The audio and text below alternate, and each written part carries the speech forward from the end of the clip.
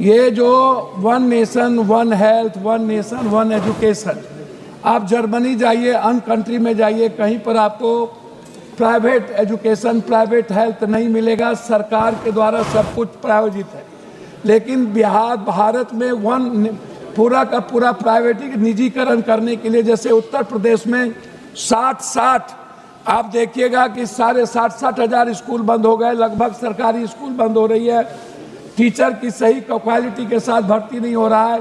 तो क्या private school जो बिल्कुल सरकार जो जैसे AIM खत्म कर रहे हैं, IIT खत्म कर रहे हैं, पूरा निजीकरण लोगों के हाथ में दे रहे हैं, तो इसके लिए कोई ऐसी बॉडी, रेगुलेटरी बॉडी बनेगी क्या? कोई अकाउंटेबिलिटी तय होगा इस देश में?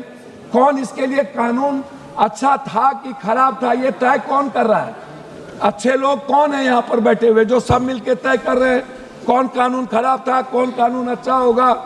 ये पूरा का पूरा जो संशोधन है वह अपने फायदे के लिए पूंजीपति, बड़े बड़े कॉरपोरेट, बड़े बड़े निजीकरण वाले लोगों के लिए कानून बनती है। तो मेरा हेल्थ को लेकर के है, ये जो डॉक्टर जिस तरीके से पूरा का पूरा चिट्ठा लिखते हैं, या हम जब जांच करने जाते हैं या हम अस्पताल में जाते हैं तो हमको मरे हुए लोगों को भी ICU पर भर्ती करके पैसा वसूलता है और मनमानी फीस लेता है।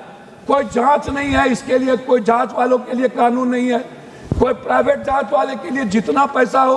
तो क्या इसके लिए भी कोई कानून 71 कानूनों में बदलाव में आप व्यवस्थित कर रहे हैं? क्या डॉक्टर मनमानी ना करे?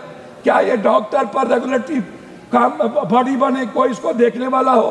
क्या हमारे माननीय MP, विधायक या चुने हुए प्रतिनिधि की भी कोई उसमें भागीदारी होगी कि आप पूरा का पूरा सरकारी को दे दीजिएगा, पूरा का पूरा नौकरशाह के हाथ में दे दीजिएगा?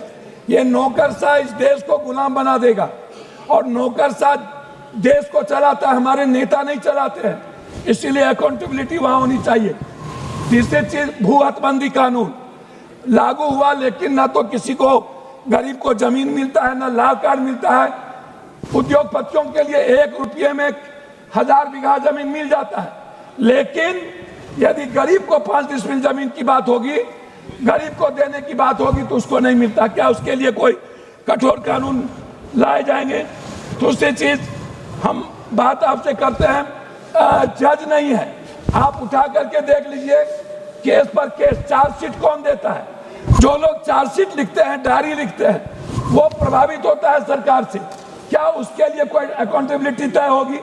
गरीब आदमी जेल में रहते हैं, सारे बड़े बड़े पैसे वाले बाहर में रहते हैं, उनके लिए कोई कानून नहीं है। जज पर कोई अकाउंटेबिलिटी तय होगी कि नहीं? कि जज क्या करेंगे, जज किससे मिलेंगे, जज कैसे प्रभावित होंगे? कोर्ट में जज पार्टी बन करके बात करता है, जैसे हाई कोर्ट में कुछ जज है जो ओपन बात करता है पार्टी बन करके, सुप्रीम कोर्ट में बात करता है। क्यों? क्या इसके लिए कोई कानून नहीं होगा? उसके बाद जो लगातार हाई कोर्ट, और जितना स्टेट में है, बिहार में 1 हाई कोर्ट है, क्या पूर्णिया में कोई हाई कोर्ट बनेगा? क्या और भी हमारे यहाँ हाई कोर्ट बनने की कोई संभावना है ताकि अधिक से अधिक कानून निष्पादन हो? दूसरी चीज, जो लोअर कोर्ट है, डिस्ट्रिक्ट कोर्ट, उसको पावर बहुत कम है और उसको केस को सही तरीके से वो डरा हुआ रहता है और वो सही रूप से डिस्ट्रिक्ट कोर्ट अपने चीजों को बाहर कर देता, कहता जाइए हाई कोर्ट, मैं नहीं देखूंगा। तो ऐसी चीजों को क्या लाने के लिए क्या आप कोई व्यवस्था करेंगे? सभापति महोदय, आपने इतने महत्वपूर्ण विधेयक जैसे सबका बीमा सबकी सुरक्षा पर बोलने का आपने मौका दिया। आज हम अपनी पार्टी लोक जनशक्ति पार्टी रामविलास और अपने पार्टी के राष्ट्रीय अध्यक्ष श्री चिराग पासवान जी की तरफ से इस विधेयक के समर्थन में बोलने के लिए उपस्थित हुए हैं।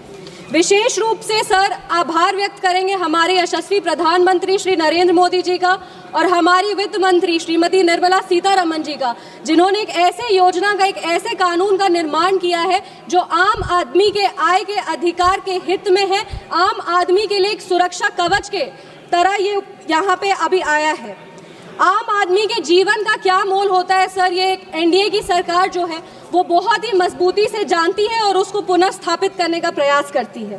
पर आश्चर्य की बात यह है सर कि जब जब इस सदन में रक्षा की और सुरक्षा की बात होती है तो विपक्ष को एलर्जी होती है। जीएसटी जिसमें आम आदमी के आय की रक्षा होती है, जब उसकी बात होती है तब विपक्ष को एलर्जी होती है। अगर हम बात करें बिहार में महिलाओं की आर्थिक स्थिति को मजबूत करने की बात होती है, उनके आय की रक्षा की बात होती है, तब विपक्ष को एलर्जी होती है। अगर हम बात करें ऑपरेशन सिंदूर का, जिससे हम अपनी सीमा को सुरक्षित रखते हैं, सीमाओं की रक्षा की बात होती है, तब उनको एलर्जी होती है। और अगर हम बात करें एसआईआर का, जो लोकतांत्रिक अधिकार को मजबूत करता है, उसकी बात होती है, तब भी विपक्ष को एलर्जी है। तो समझ में नहीं आता है सर कि इनको रक्षा से एलर्जी है, लोकतांत्रिक अधिकार से एलर्जी है कि सुरक्षा से एलर्जी है। इनको सरकार से दिक्कत है, इनको आम आदमी से दिक्कत है, या इनको किसी गरीब से दिक्कत है। जब भी गरीबों के हित की बात होती है, दलित वंचित शोषित वर्ग के हित की बात होती है, तब हमेशा ये कुछ ना कुछ करके इसका विरोध करते हैं। सर, ये विधेयक जो है वो पुनर्स्थापित करता है कि जितनी गंभीर सरकार विकसित भारत एट 2047 के लिए है, उतनी ही गंभीर वो सुरक्षा बीमा हर एक इंसान को पहुंचे 2047 तक, उसके लिए भी है। हमारे सरकार की आधारशिला जो है, जो विचारधारा है, वो है रिफॉर्म, परफॉर्म और ट्रांसफॉर्म। और उसके तहत पिछले 10 साल से जो भी सुधार हुए हैं बीमा के क्षेत्र में, उसको ये विधेयक और मजबूत करता है। उसके लिए मेरे पास कुछ आंकड़े हैं। प्रधानमंत्री जीवन ज्योति बीमा योजना के तहत मार्च 2025 तक लगभग 23 करोड़ लोग शामिल हो चुके हैं और 9 लाख से अधिक परिवारों को लगभग 18,102 करोड़ रुपए के 102 करोड़ रुपए का क्लेम दिया गया है।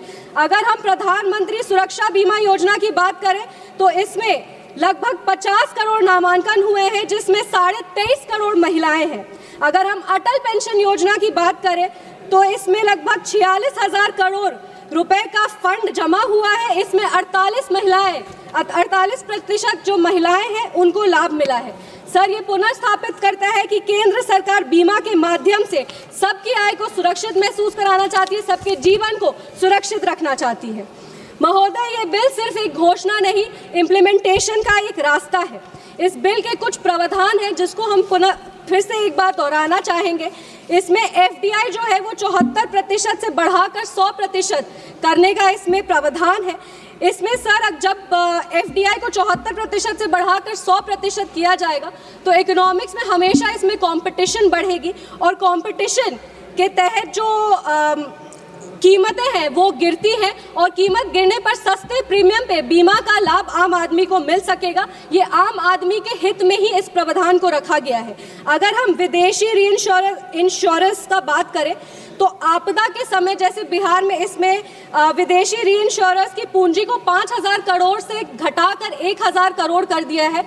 इसमें आपदा के समय जैसे बिहार में बाढ़ आता है, ऐसे में जो छोटी छोटी बीमा कंपनियां हैं वो डूबने लगती हैं। विदेशी कंपनीज जब आएंगे तो इसमें रिस्क जो है वो बढ़ जाएगा और आपदा के समय किसान और आम आदमी का क्लेम जो है वो नहीं कटेगा।